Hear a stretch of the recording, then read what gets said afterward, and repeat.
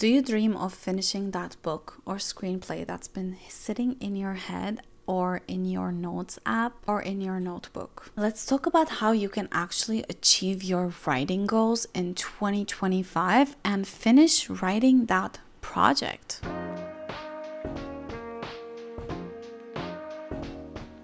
Hello and welcome back to A Screenwriter's Secret Diary podcast. My name is Seda and I've been a screenwriter in Los Angeles for 6 years now. And right now I am working on my books because all the managers and agents and producers I've been meeting with have been telling me to write my scripts as books, especially the fantasy and sci-fi ones. My romantic comedy and drama or comedy ones get produced so quickly because I guess it's low budget, but sci-fi and fantasy, they really want to see some fan base behind it. So this year I'm working on finishing some of my books. So this episode is really important. It's gonna be about how I make my writing goals achievable every single year, and it's gonna provide you exactly what you need to achieve yours. By the way, the Upgrade by Seda podcast is out now. I'm dropping episodes every single Sunday, and it's all about achieving our goals in 2025, not just writing goals. So if you want to drastically upgrade your life, make sure to go and check out the Upgrade by Seda either on Spotify or Apple Podcast or on this very YouTube channel. Step 1 is gonna be reflecting on past wins and challenges. I really want you to look back and notice what motivates you to write and what makes you procrastinate, because sometimes some things just make us procrastinate, and it might be the project itself, maybe it's not resonating with you, or it might be some things that you're doing wrong. Literally, I want you to write these down, what works for you and what doesn't work for you. For example, grabbing my coffee and lighting a candle really sets the mood up for me to start writing. It's something about the cozy feeling that gets me like writing. I really love it. And I'm sure that you also have some type of ritual, but maybe some things are not working or some things are working. I really need you to start noticing and writing them down. Step 2 is gonna be try different things to see what's working and what's not working. This is literally a step that you have to do throughout all the other steps and continue to observe what's working for you, okay? Maybe lighting a candle doesn't work for you, but you can't know that unless you actually try it. Maybe coffee gives you too much anxiety, so don't drink coffee while writing. Maybe you prefer matcha or green tea or just water, which is fine. Maybe going to a coffee shop helps you because you like that environment shift. Like you can't write at home, it feels too at home, or your home life is too chaotic. There are kids running around, whatever you're going through, and maybe going to a coffee shop actually gives you that calm mind that you need to focus. Or maybe you write with lo-fi beats, which is something that I do. Or maybe you're the type of writer who makes playlists for different projects, like mood playlists, which I sometimes do that for some of the projects, though not all of them. I don't know why, but it doesn't work for all of them. For me, though. I know it because I tried. Now you have to try and figure out what works best for you and what doesn't work for you. So keep experimenting with your environment and determine what works best for your writing routine. And then speaking of writing routine, step 3 is going to be set clear goals.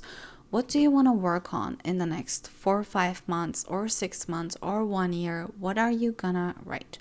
There's this thing called the SMART framework, I think. It's like specific, measurable, achievable, relevant, and time-bound. Example would be like, instead of I want to write a screenplay, you can be like, I'm gonna write 5 pages a week of the screenplay until July, for example. My book writing goal is I'm gonna outline my book for this specific week that I'm recording this podcast, and then I'm gonna write 1 chapter each week, and that is my goal. And I'm gonna see what happens next, because my therapist literally told me to calm down and write the book first before you start dreaming big, which I agree, because sometimes fear of failure really gets to you. Honestly, don't let it get to you. Just work through it.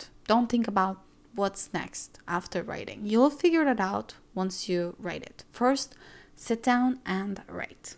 Also, remember to break down your goals into smaller, achievable steps, because when you look at, I have to write a book, which literally paralyzed me in 2024, and I just couldn't write it. So now I'm starting because my therapist helped me, and here I am helping you with this, because you need to break it down. 1 chapter a week, 5 pages a week, 4 pages a week, 1 page a day, whatever works for you. Set that as a goal and not the whole thing, because when you look at the whole thing, you might feel paralyzed, just like I did. Step 4 is gonna be to build a routine that works best for you. So keep trying things that we talked about in step 2.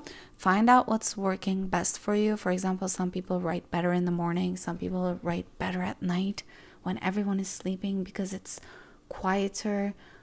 I used to wake up at 5 a.m. to write because it was quiet, and I was like so happy. But now I hit the gym at 5 a.m. because I have a different priority goal that I'm doing. But find that good time and find out what type of environment makes you motivated and excited to write.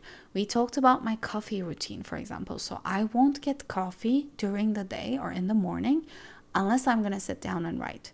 So I literally have something to look forward to, and that is the coffee. And that cup of coffee really makes me motivated, because writing means I get to drink my coffee. And that's just very inspiring and very motivating. And I really want to write. So find that thing for you. Find these little things and apply them to your routine.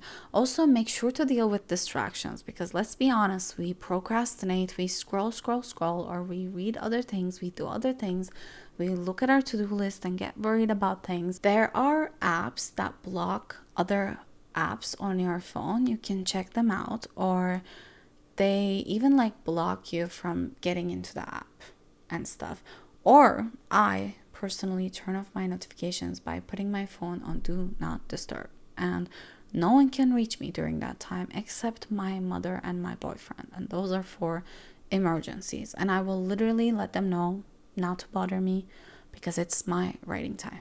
And I put on my lo-fi beats, or if I made a playlist, and I will sit down and write. So if you made it this far, I'm gonna share step 5 and the extra right away, but make sure to subscribe if you haven't already. Follow if you're listening on Spotify or Apple Podcast, and like this video, and also make sure to download this episode because it really is helpful. And comment down below what's one thing that works out best for your writing routine.